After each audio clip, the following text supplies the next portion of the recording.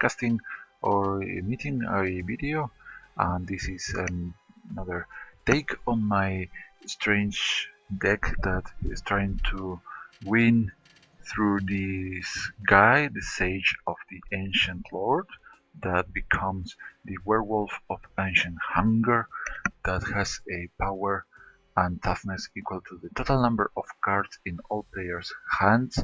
That could be quite devastating, even in two-headed giant. If you get into the side of the card, uh, it's going to be very powerful, probably, but still is a creature, therefore is not so likely to have that one hanging around, and flipping that one into her giant is kind of relying only on the waxing moon that lets you flip a werewolf. And besides that, we are running a lot of spells that bounce back the opponent permanent into their hands, and also I've added the Rune Servitor because this one draws a card for every player. We also have Pilgrim's Eye to aid us with our lands, because last time we were kind of limited in the lands that we got. Fevered Visions, one of the keys for our victories, because this makes every player draw much more than usual. And also a secondary play that the deck has is with Collective Defiance. We might even mill the opponent if the conditions are good in our favor and good enough. We can force the opponent to discard all the cards in his or her hand, and if the opponent is holding more than 7 cards, that could be quite impactful. Also, I've added a Mark Strider, because if we put a card an opponent owns from the exile into the graveyard, we can return a creature to its owner hand. It could be one of our creatures even, but this one, I thought that I had quite a few more exile effects that I originally had foreseen. For instance, in the Aligned Hadron network, if it hits, we exile creatures with power 5 or greater. Also, we have the Brutal Expulsion. I have to read it properly to use it. Last time I did the opposite of what I wanted to do with this card. Also, Yellowmox Reclaimer, also benefiting from the exiled cards to recover one spell or instant, one sorcery or instant back to our hand, and we get to exile or even more using the Oblivion Sour, or we could also get some land. Um, I think that I think that the developers of this digital game forgot is to let you choose which of the lands the opponent has in the exile you want to get when you cast the Oblivion Sour. Perhaps you want some of the lands and not all of them, but alright.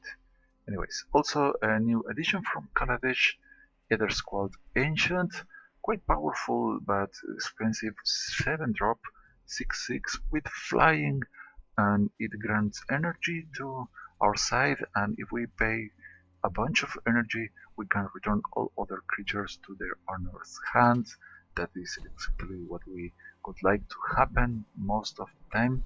So let's go ahead and see if this deck if this new version can actually get some wins using what I expected to do. Last time we got lucky because our opponents were running somewhat slower or weaker decks that allowed us to do our stuff. And we got 1 loss, 2 victories, but the last one was against the AI, therefore I wouldn't count that. But still, we got our fun. Let's see if we can survive this. We kind of need to stay alive until the late game, because all that our strategies are based on playing quite expensive cards. Therefore, we have to stabilize on the early stages of the game. I think I have one more card than I want. I think I'm going to keep this because I have plenty of lands. Even the Golden Wilds can filter out some of cards. The opponent using the energy cards. I think this is one of the most powerful one drops in blue. For 1 mana, a 0/3 that can become a 1/4. That is quite impactful. But we have the Clutch of Currents to aid us. I'm not going to be using this quite yet. I want to see what the opponent tries to do. So I'm probably going to find myself another forest or island.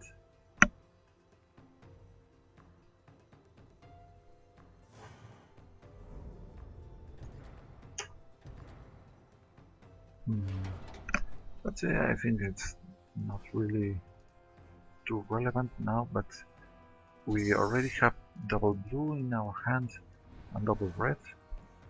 So we have our big stuff on the ready, but we are not going to be able to cast much quite yet.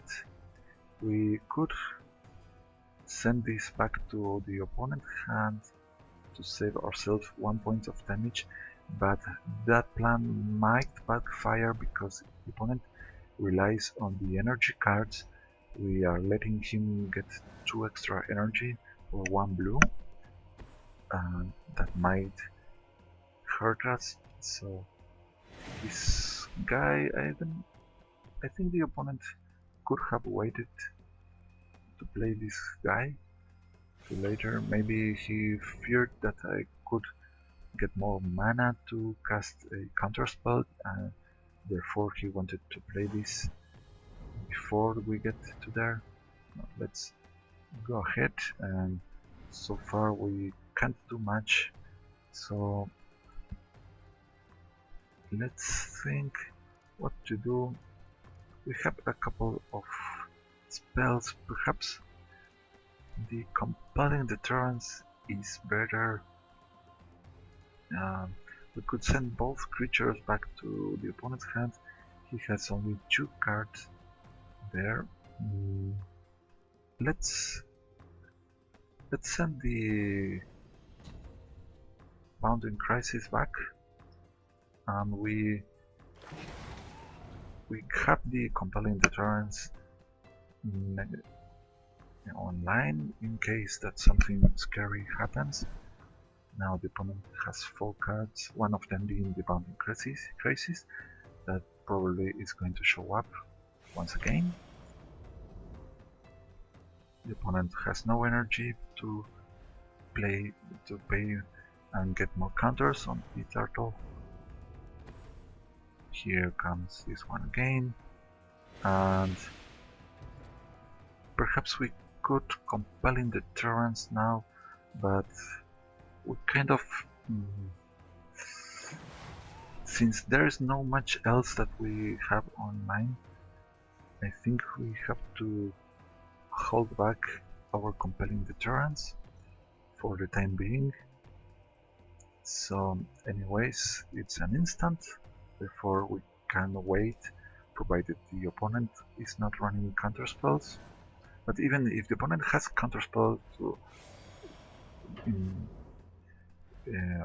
avoid us from playing the Compelling Deterrence. But now, let's remove the Bounding Crisis once again, so we don't want to take more damage, and next turn we can Collective Defiance, and what else? Not really much going on from our side. Making the opponent discard his hand might be problematic for us.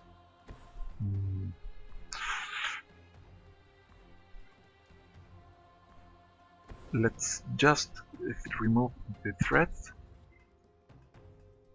and play the rune servitor just to fast forward the drawings. If we get this one killed, that is pretty possible that the opponent has something that can kill our rune servitor. But with blue and green, probably he can tap this one or bounce it back to our hand. So if we play the Sage, we draw a card if the opponent is not running counter spells. Later on we can use Waxing Moon to flip this one, but I kind of scared on the possibility of a counterspell, therefore I think I'm going to just skip the attack and let it be and wait and bait the opponent with other spell. So another turtle. Now the opponent can attack with this and place another counter. Let's see if that's happened. That's exactly what happens, and we are going to block. So both players draw when the Runed Servitor dies, and we have another one. Not bad.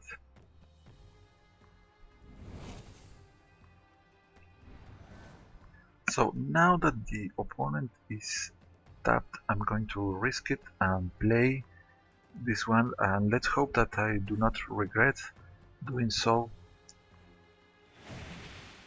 So withdraw, and it's a thing in the eyes, pretty nice to have. But we are risking our Sage to removal. Let's hope it does not happen. This one is a beast that grants energy to the player. It gets 2 counters if when attacks the opponent chooses to pay 2 energies. Therefore, it's going to be a pain to have that one. So let's play the thing in the eyes before playing something else. I was thinking in activating the Wandering Fumarole, but I think I'm going to bait the opponent to block the Sage with some of his creatures. Let's see if he takes the bait. Apparently he does, so the Waxing Man. There we go. This turns into this other beast, the Werewolf of Ancient Hunger. And let's drop a Rune Servitor, making our werewolf a bit weaker. But if we get to kill the Servitor, it becomes more powerful. But I forgot that we make this one flip ourselves. Another tiger, granting more energy still to the opponent. We have the thing in the eyes to make this one okay.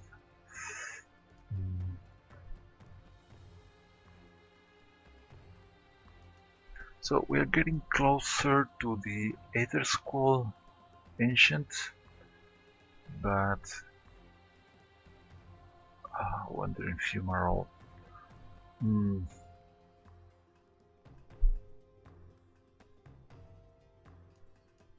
Let's drop the Servitor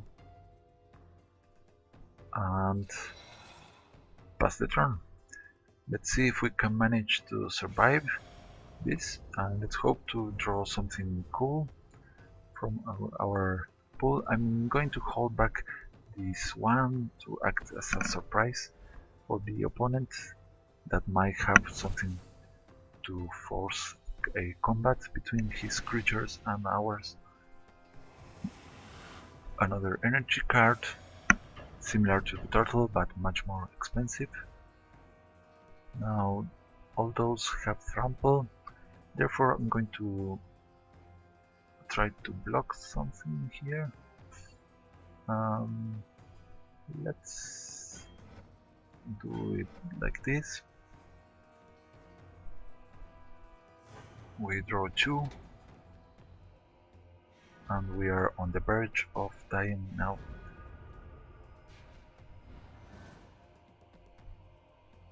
So imprisoned in the moon 3 and Crash of Tentacles 6 with Surge 5.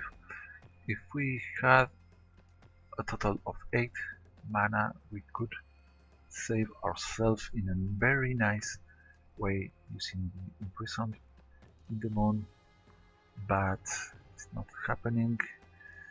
Pilgrim's Eye, we can fetch a land, we can drop Mina, and so those it's not counters, it's until end of turn. But alright, let's go with something. Okay, 3, but actually 2. We are going to be with 4, so we cannot get our octopus with this one. So let's first try to pass the attack with the Sage and see if the opponent likes to take 6 damage or lose a creature.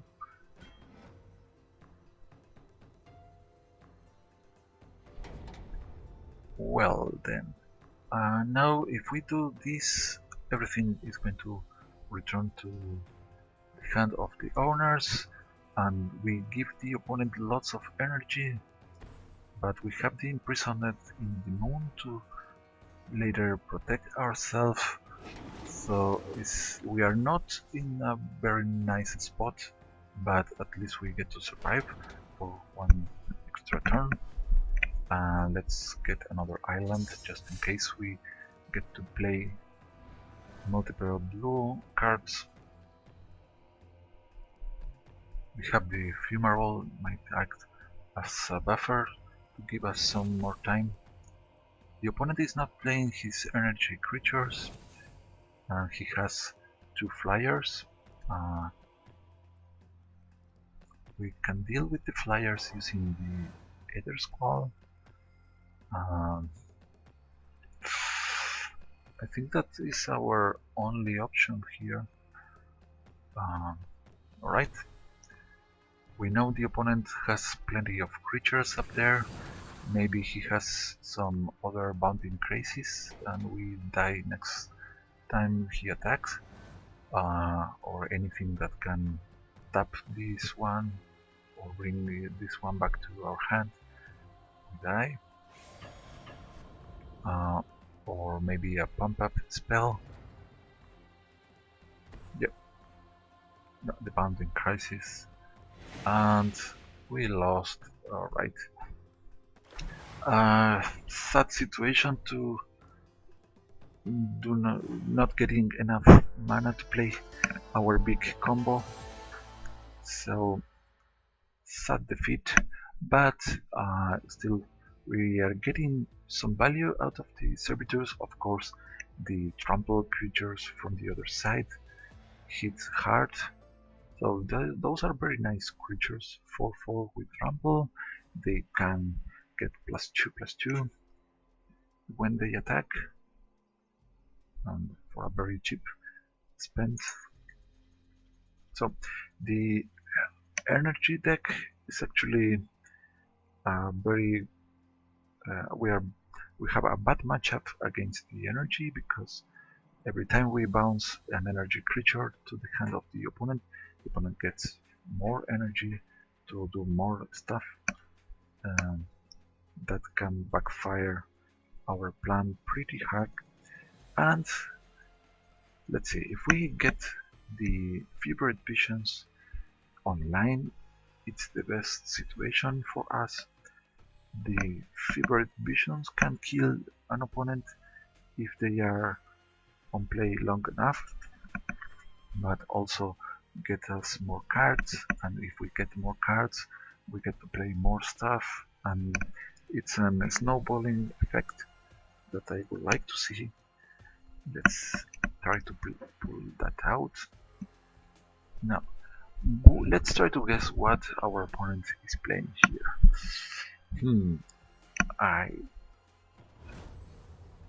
I think that we are going to see some white in his deck, and probably also blue and red, but it's not that easy. So this hand has a single creature and not enough power with only 2 lands. So this time, well, a little better because Case Blast can stall our opponent for a little longer. We are heading towards the Ether Scroll Ancient, but maybe this card is too expensive to run in my deck. For 7 mana, our ramp amount is not that strong, so let's take the chance to play our second Wandering Ephemeral, and let's pass the turn. So at least red and blue, as I first thought. Let's see if the prophecy of having white also. This I would love to have this card that I have not yet unlocked, to get this one in one of my decks. Could be so nice. So let's hold back on the forest just because.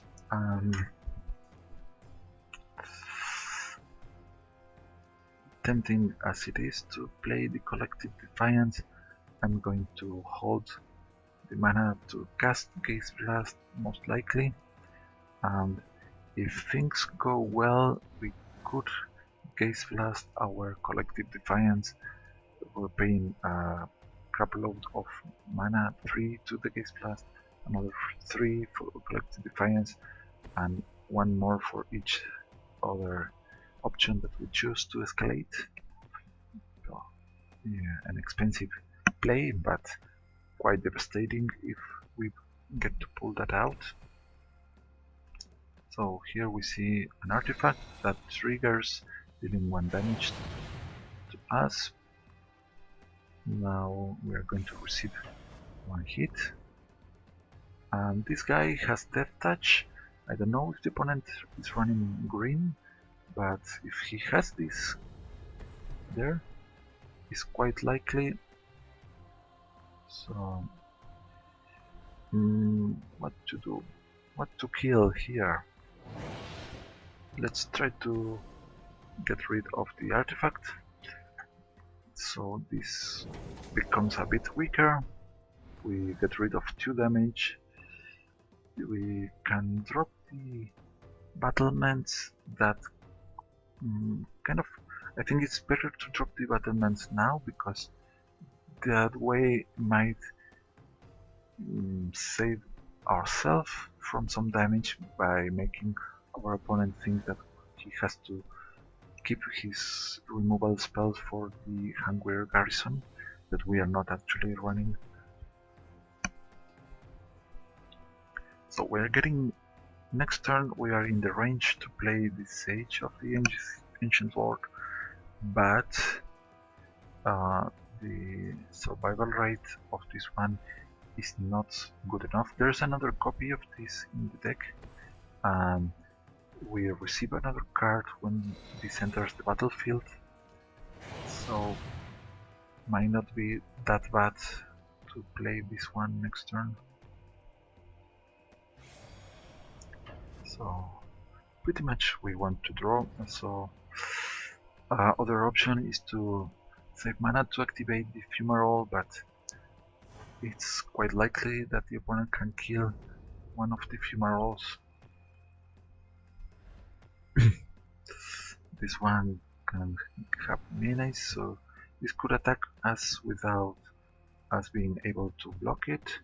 So let's go ahead with the Sage to draw another card for us. Let's hope it's a land. No, but the Clutch of Currents is quite fun.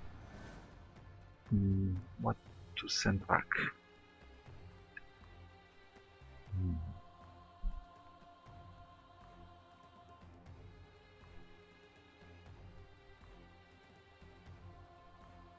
So now the opponent could try to attack us. If he does so, it's a sign that he might be running direct damage or pump ups to kill our gun. Oh, Chandra. This Planeswalker is quite powerful. He can deal 2 damage to each opponent. He can deal 4 damage to a creature. He can produce mana. So it's this Smuggler's Capture. Well, if the opponent is going to be drawing cards, good for him. Collected Defiance. We can kill Chandra with Collected Defiance somehow. But if we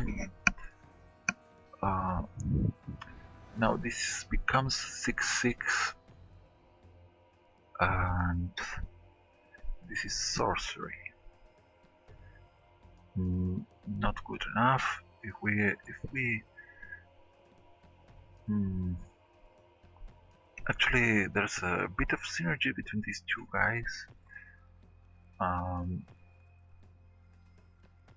Let's see. I think that having Mina out, but we cannot afford to. We have a single green now, therefore it's not going to be good enough. We can get rid of 2 of his guys.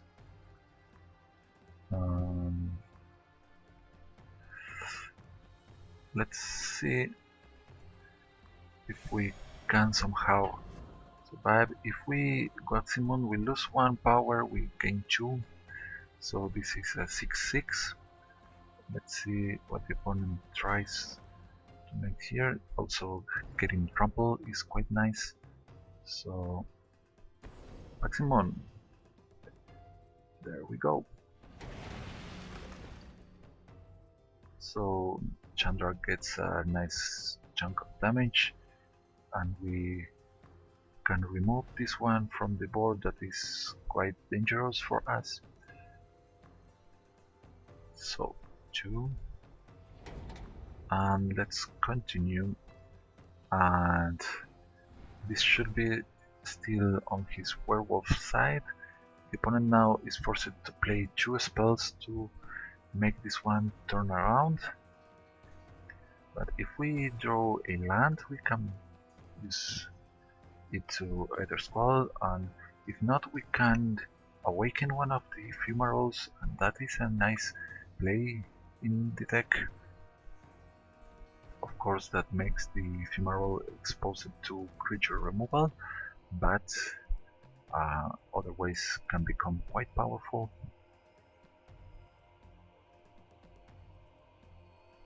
Let's see. The opponent can crew the Smuggler's Capture, but if he does so, well, he's let's see what he's doing. More mana, so he has a lot there, and he plays this new card. What is this? 5/6. So very evasive snake. Let's use the Clutch of Currents on that one. Pretty sure that we have to do so.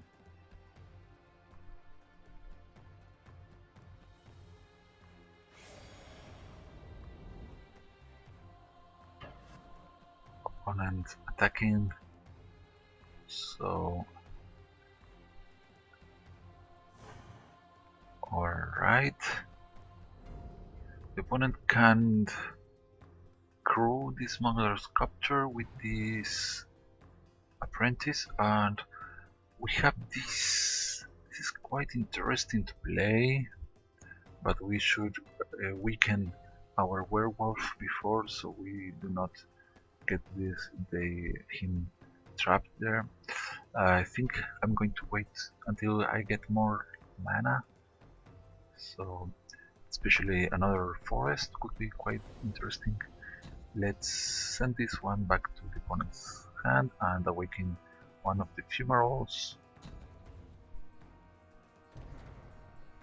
Let's see, the opponent is going to use this one to crew the smuggler sculpture, probably.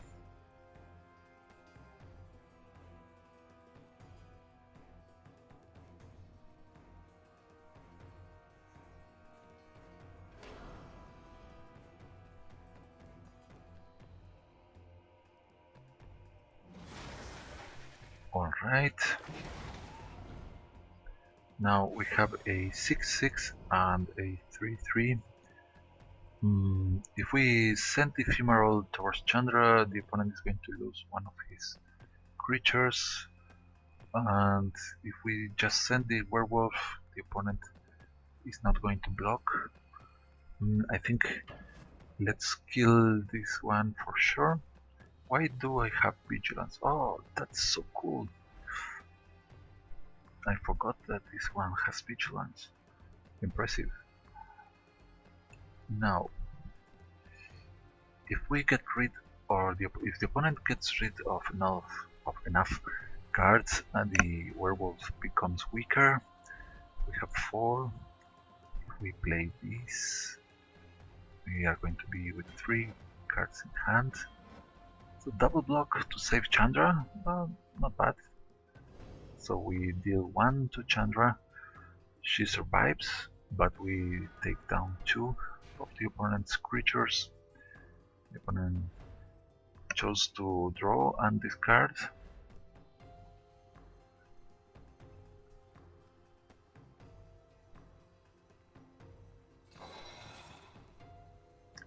He got rid of this fighter. Okay. And now he can play again that flyer. It is quite possible. So let's see if the opponent can empty his hand. That would actually benefit us. It's for his best interest to do so. But this telling time actually is kind of nice, because if telling time lets the opponent know exactly what card is at the top, and therefore he gets to see what he wants to exile or not. Let's see what happens. Well, if the opponent does not drop his huge guy, we send... Oh, he decided to sacrifice Chandra to get rid of the powerful ephemeral. And now he telling times again.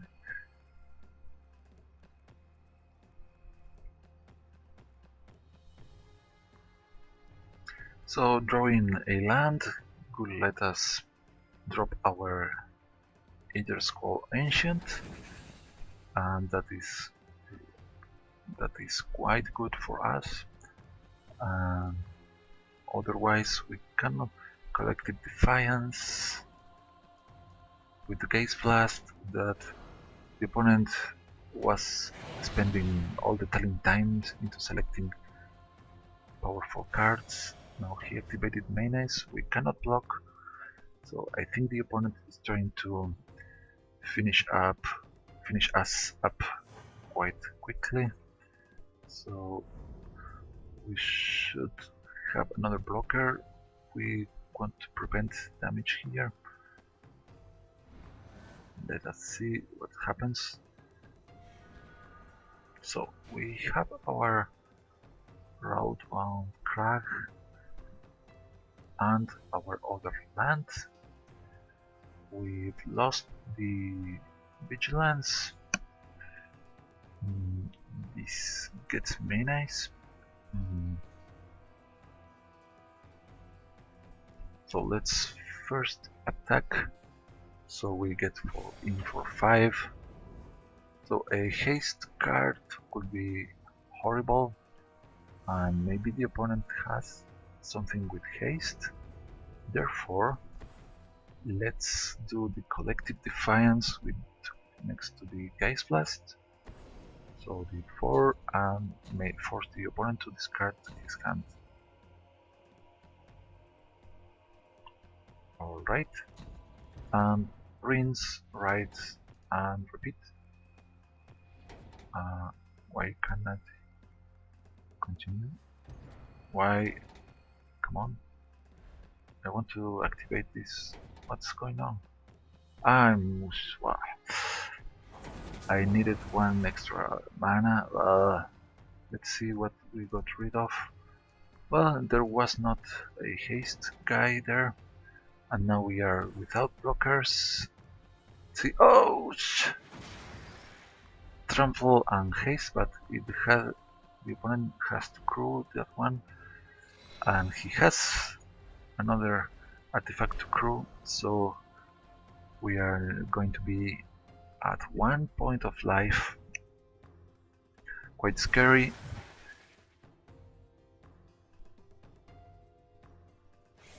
And this even has trample.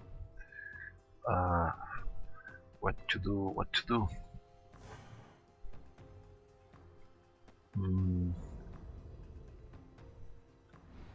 Well, good thing. Pills of Mirasa.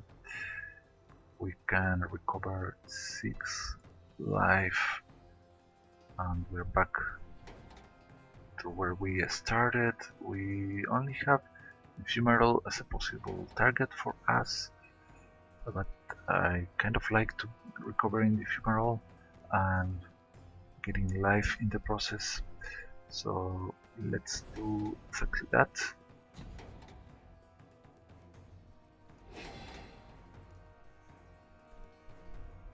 So 4/4 opponent. Okay, let's go like this and skip the attack. So we have one blocker. The opponent, if he wants to attack with this guy, he has to crew. Therefore we block and only receive 3 damage, but the opponent loses the Oval Chase Dragster. And we have the Fumarals to retaliate.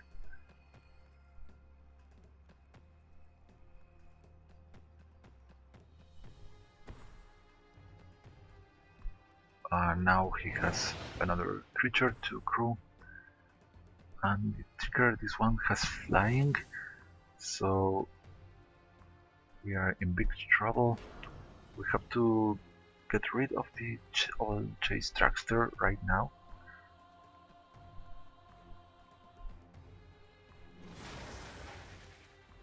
So 8 pointing towards us. We block this, not good enough. So we can prevent 3, so we take 5. We are going to be left at 5. If we kill this one, we have a survival blocker, but we lose to the flyer.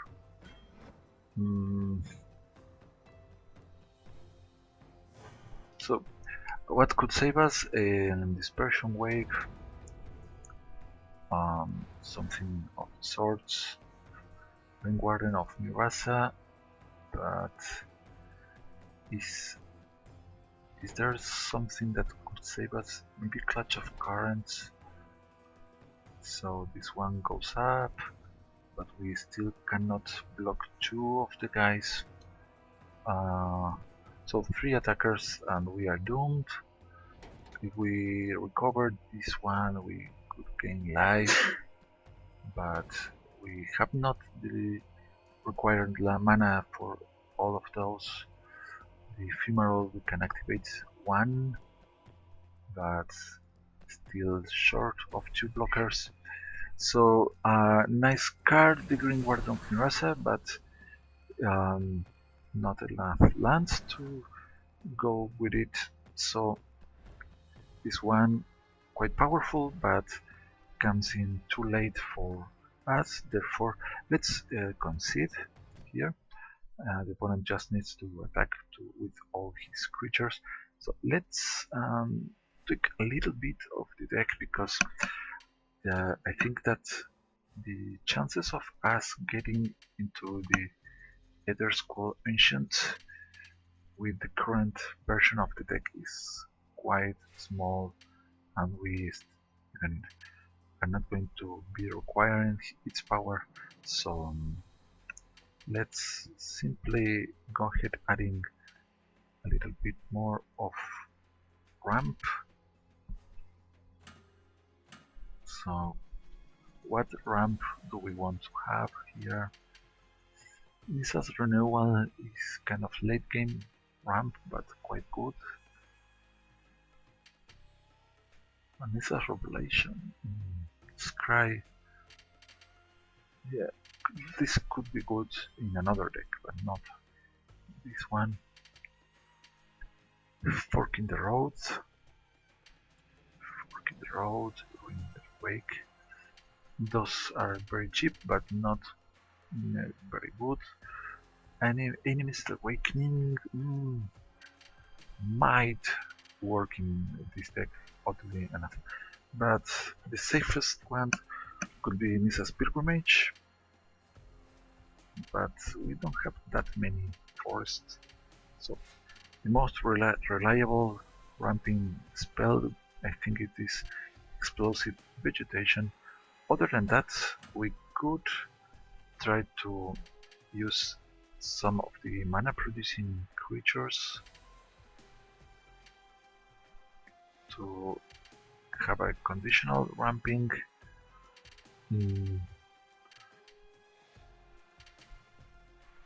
There's the advantage of those is that they come earlier in the game. We could also get the Primal Druid, that is a nice blocker.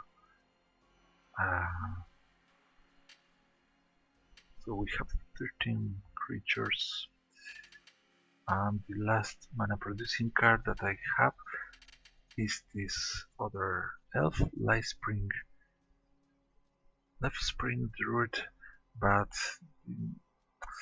it's still a bit slower because if we play this on 3, we have to wait for in turn 4 we get to add 1 mana, and since this one is a creature, the opponent can kill. I think I have 1 more land that I need. Which one is it? A single hunger. And let's take one of the reds. Actually, let's take also one of the blues, and let's bring another settlement. There we go. Alright.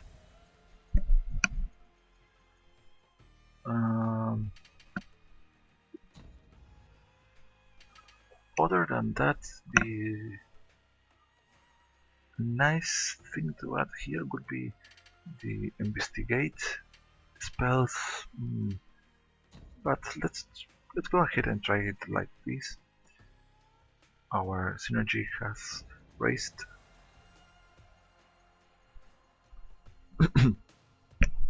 So we maybe we are missing Kiora. Kiora helps us with the mana. Yes, perhaps it could be better to have Kiora instead of some of the Eldrazi processors. We could also run more ramping. Now let's see, Thing in the Eyes and Fevered Vision. This is kind of the ideal hand to begin with, and later on the Oblivion Sour, it's going to be a pain for the opponent to deal with. But we are against a red and blue deck that could destroy us pretty soon. So let's drop the Lumbering Falls to begin with. That is going to enter tapped whatever we do.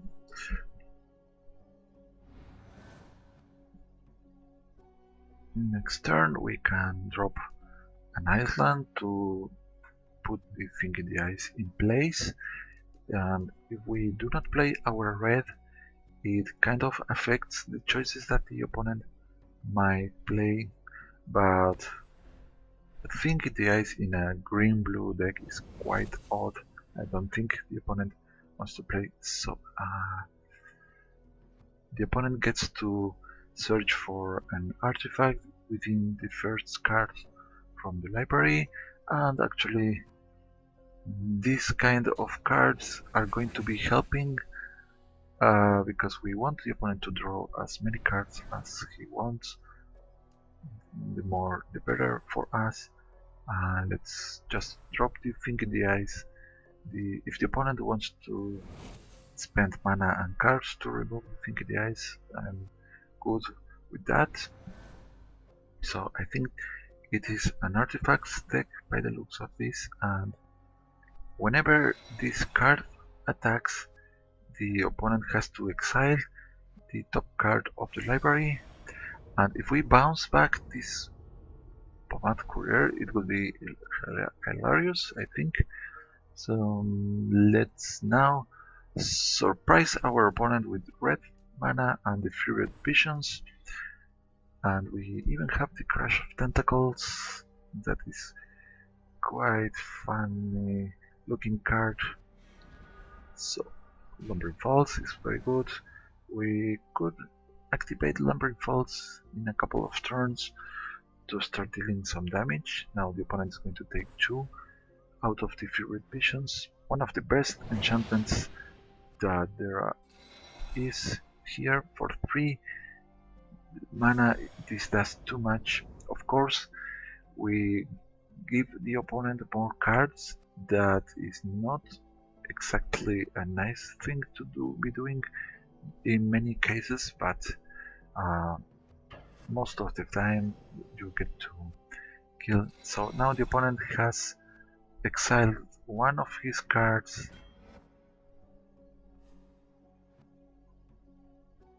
So if he wants to prevent the Furious Visions from dealing damage, he can discard his hand and he gets to put this one back in his hand. That will be quite cool. So now I'm going to play my second Lumbering Falls and pass the turn. And awakening one of these is quite good because this one can become a creature with hexproof. But if we want to do all of that in the same turn, we need much more mana here. So what I'm going to try to do is to use the Crash of Tentacles as soon as possible. So the opponent got to exile another card yet, and we take 2 out of the flyers. The opponent has many Thopters. Probably he has a Thopter Spy Network coming up. Apparently he's not getting the lands that he wants to have, so we have 4 mana available.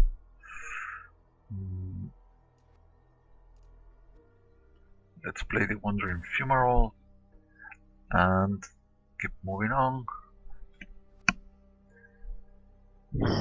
So the flyers are doing their number. So Geist Blast. Well, we are going to have to get rid of something here. The Geist Blast is an option to get rid of, but I think Evolving Wilds is the best choice because in about lands we can get some more using the Oblivion Sour. Now let's see what the opponent wants to do. If he tries to activate this one, I'm going to Geist Blast in response. Let's see what happens next. Another flyer? Well, not bad. So he has now 4 lands, and the attack is going to be coming at us with quite a lot of punishment for us. So, alright, let's block this one and I'm going to try to kill. Yeah, let's kill this flyer, the more expensive one.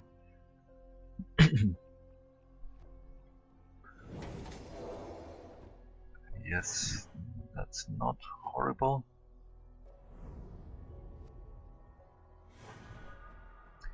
So,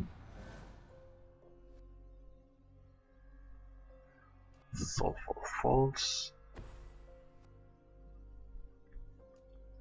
So kind of tempting to clutch of currents with Awaken, but the amount of damage that the opponent can do to us is quite big. We have only 2 spells, so Thinking the Ice is not going to flip anytime soon. So let's send this guy back to the opponent's hand.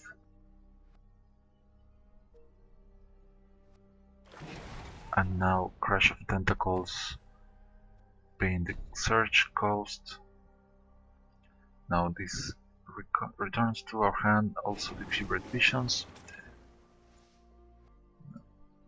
Let's see the opponent dealing with the 8/8. He only has 4 mana. He's going to need to discard lots of the cards that he has up there.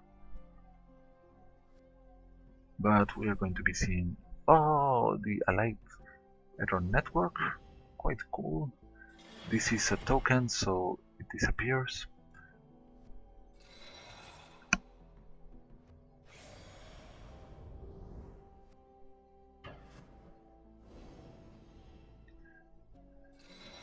And now the opponent has to discard 1, but we're getting closer to the milling range.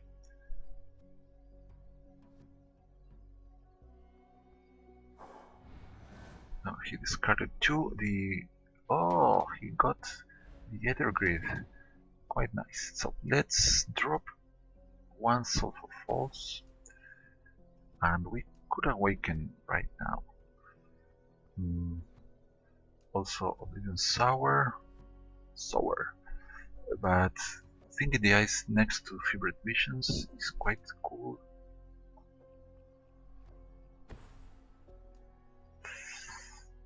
Yeah, I think I'm going to stay playing. Okay, steadily. Fevered Visions is our friend. Alright, more lands. More lands means that we get to awaken very soon and activate this, and perhaps we get to flip this one. This would return our awakened land, so we have to be careful with that. So the opponent realized that it's not a good idea to exile his cards. Second Fevered Visions. Yep. That's the best one. Roundbound Crag. What to do?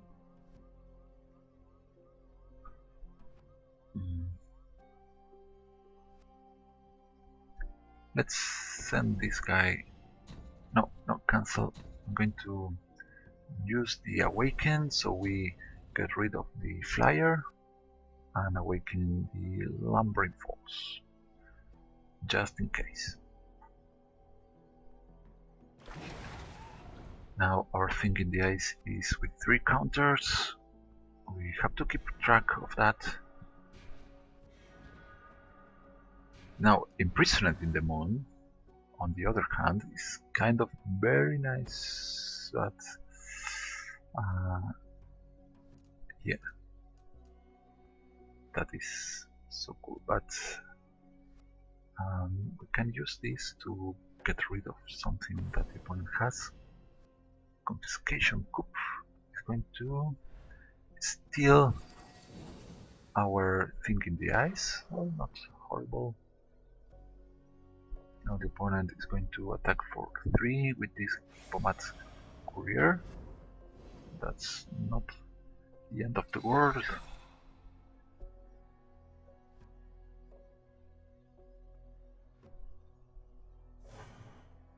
Alright. Now he takes 4 damage out of the Favorite Visions and has 8 cards in hand. He is forced to discard.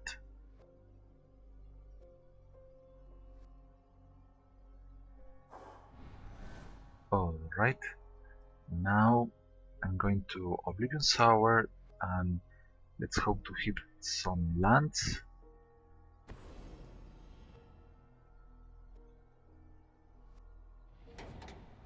Yes, give me some lands, please.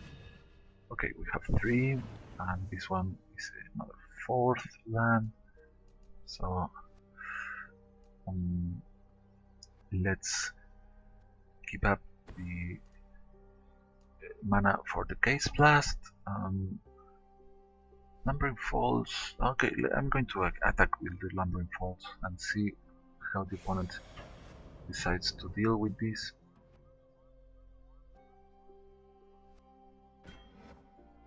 It just blocks, alright.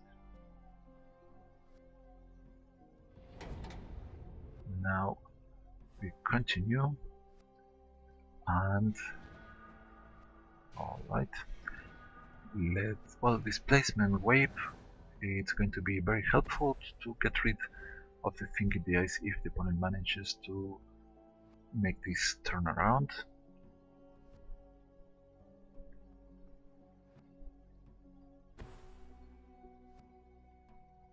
Yes, keep drawing, please. I want to see if we can mill the opponent. He draws 2 more out of the Favorite Visions. Collective Defiance against who?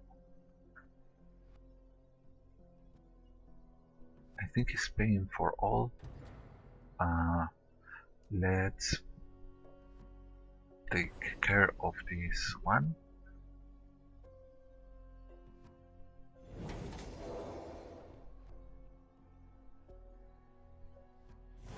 So he got rid of our awakened creature, but now he takes 4 more damage, and the Favorite Visions is going to kill the opponent unless he gains life somehow.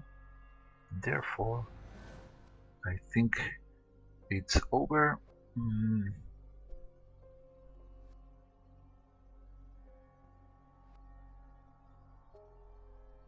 We can even attack with this Fumarole, even. Yeah, so many things. I think this game is over here. That's the simplest way to win. We send back the thing in the ice to our hand, and we can attack.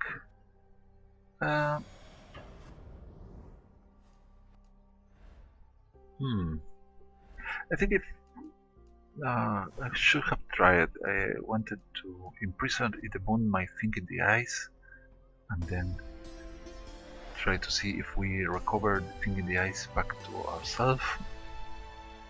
Yeah, but it could happen on another game. So, one victory for this version of the deck. Let's see one final game to see if we can make it twice. So once the Favorite Vision is out, things get pretty amusing for our deck. So what happens if we are offered a mulligan without lands but both Favorite Visions?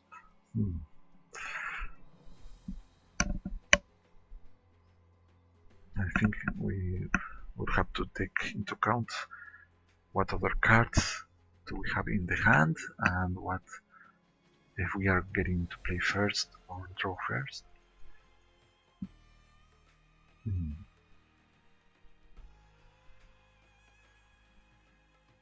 Let's see.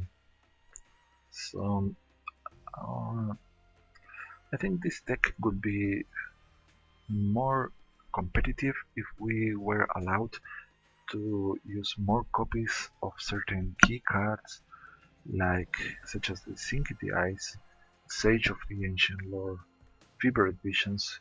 We are limited to carry only 2 copies of those cards, and then we have to fill up the deck with other cards that are not that great to what we are trying to accomplish.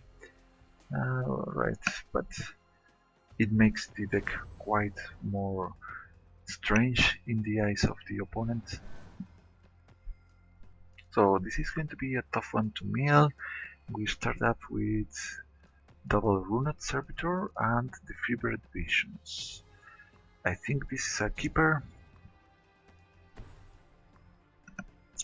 The only problem is that we lack the blue to cast the Fevered Visions here. So I'm going to risk it and play the Rootbound Crag for starters. That delays the Runed Servitor, but if we draw a blue land, it's going to be much better. Otherwise we have to fetch the blue with the Evolving Wilds. So that's going to be the case. So let's pass the turn. Opponent with green and this Rogue's Passage. This is quite scary. It might be a werewolf deck that uses this one to make this werewolf unblockable, but the opponent has an oversized deck that makes us it's going to make our life much more simpler. And I think I misplayed here because I had the land to play the Fevered Visions. Yes, that's. I had calculated that I wasn't going to have enough land to play what I wanted. No, it's not werewolf. This is a very ugly looking Eldrazi that has Ingest. Ingest we do not want to be meeting, so maybe compelling deterrence that thing is not so bad, but having this one out ASAP is the best that we can do. So we are going to draw now Clutch of Currents. So if we get another land, it's going to be Compelling Deterrence and Ruined Servitor, otherwise Clutch of Current and Ruined Servitor number 2. Collective Defiance, another Eldrazi that happens to be able to untap whenever the opponent casts a colorless. So here we do not want the ingest to happen.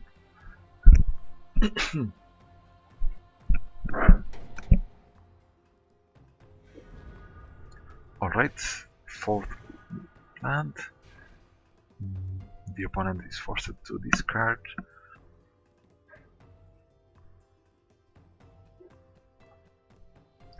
Another red land could be quite interesting. So let's think a little bit. If we send both, no, we cannot do that because we have a single blue.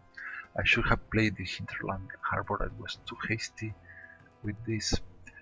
What I can do is attack with this one with haste. Is it worth to do so? Later on, the Ulamox Reclaimer could do something. Okay, let's. No, it's not going to let me do all the things. So let's send this guy up because 1 damage is better than 1 ingest hit. And let's play the Ruined Servitor. and go on.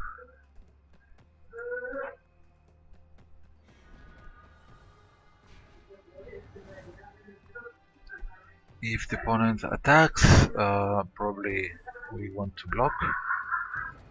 Now we get 1 point of damage out of this, and this untapped.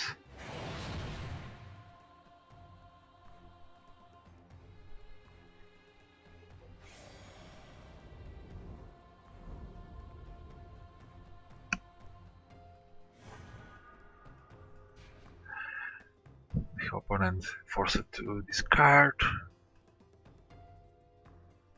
Now we are going to be at 5 lands. If we want to drop the Lumbering Folds, no, not a good idea.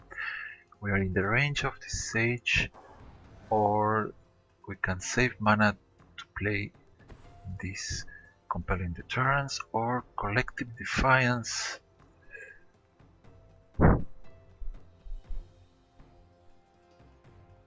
So one thing we can try is to send this guy up.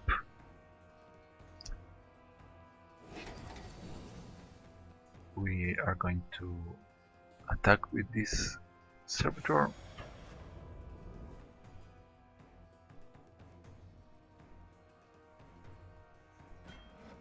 So what? The opponent has this, but what the heck? Alright. The opponent chose to draw. We have this explosive vegetation, and we have to discard something. So I'm going to drop one mountain. So now the opponent is going to be playing with 4. It's another colorless creature. Infectious Bloodlust. Cool. If we get to send this up, the opponent loses the Infectious Bloodlust. But let's see what we can do.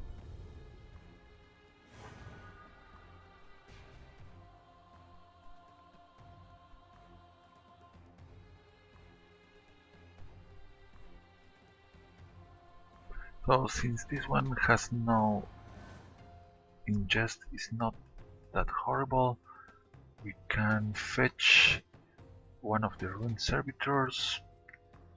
The opponent threw away another enchantment, and Collective Defiance is quite tempting here.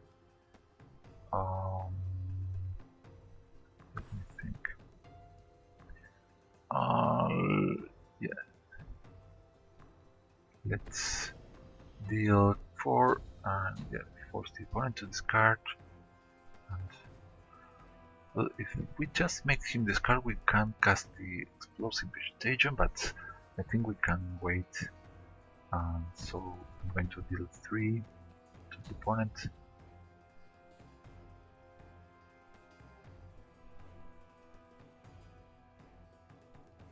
Yeah, that's right. Okay. So plenty of options here, and well, the opponent's losing quite a bunch of cards. He gets to do his other Infectious Bloodlust. I think his deck is not the best one. I mean, his deck could work, but green with Eldrazi's, I think he can do better. I mean, he has this landfall guy. It doesn't have the synergy with his cards.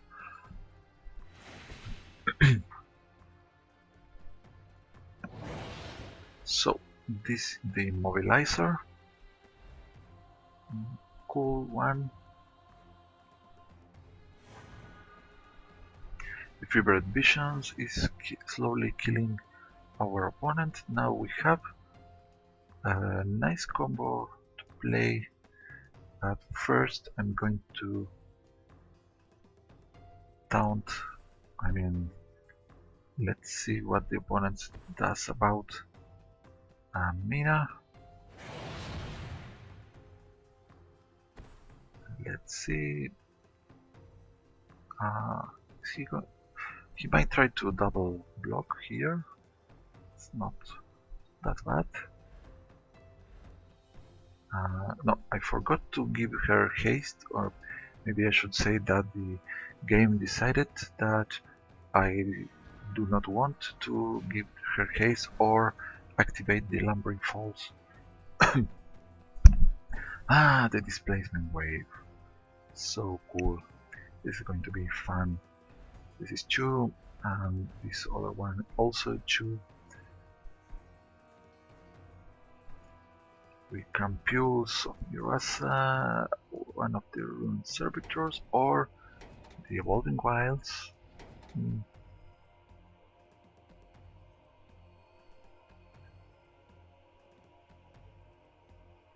Let's see.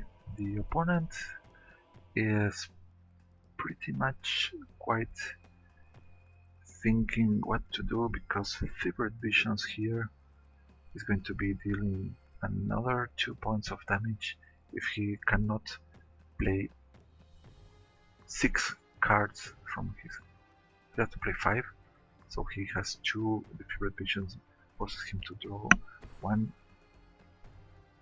The guide probably is going to be getting a +1/+1 counter.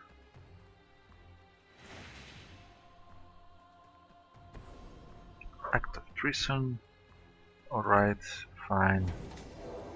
This one is going to hurt us, but I'm not going to die because of that.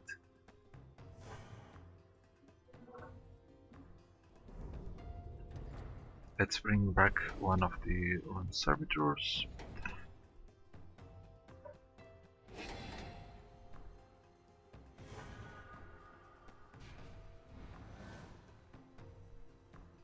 Now Expedite. Expedite is so cool. So we can cast this, we can Expedite, but then we cannot use the Waxing Moon. So I think that I'm going to use the Displacement Wave for 2, X equal 2. Alright. And then the opponent has all these creatures in his hand, and I'm going to just attack with her.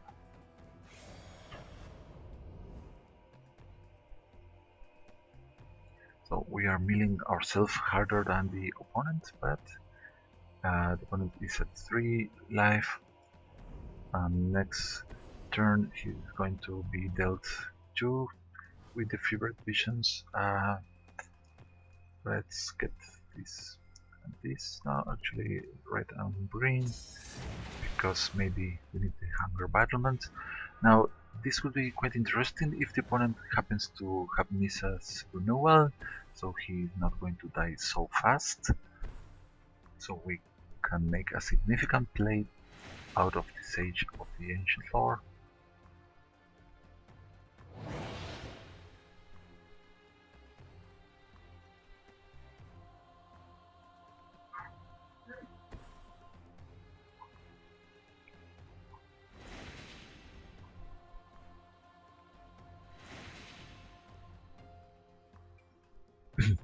The opponent is going to be at 1, and Mina can give herself trample. The opponent could kill her. Yeah, but more fun than that is to do the combo of the deck. So I think giving trample to Lumbering Falls could kill the opponent, but instead I'm going to use the Sage. I think I should have used the 1 extra point of damage if I had used the Hunger Battlements to give this one haste. So now we give this one haste, but this one draws us a card, therefore it's not bad. So now We can use the clutch of currents, Geist Blast, not too much, not enough lands to do everything, but still pretty amusing. So go back, I know Guide, and finally the finishing blow in the hands of the Sage of the Ancient Lord that is going to transform and ta da da da da da, Werewolf Ancient Hunger 1313, dealing the fatal damage to a very damaged already opponent. So pretty nice finisher for the deck, and that's it. Let's finish this edition, this transmission, opening some packs and to see if we get something cool from the Kaladesh set. I'm waiting for some of the most interesting cards to get one of my previous deck nice boost. Let's see what appears in the first one. It is a... what is this? So, Cathartic Reunion. Interesting to get into the Madness deck. We draw 3. We have a Planeswalker. Quite cool. The -2 is quite conditional, but might be pretty significant to give you the victory. And the Scry is not bad. Yeah, but it's a low-cost Planeswalker that can see play in the proper decks. Weaponcraft Enthusiast.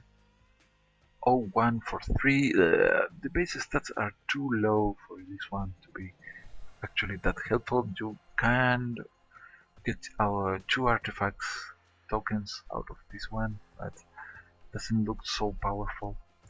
Brazen Scourge, a 3-3 with haste, is very powerful, especially in red decks.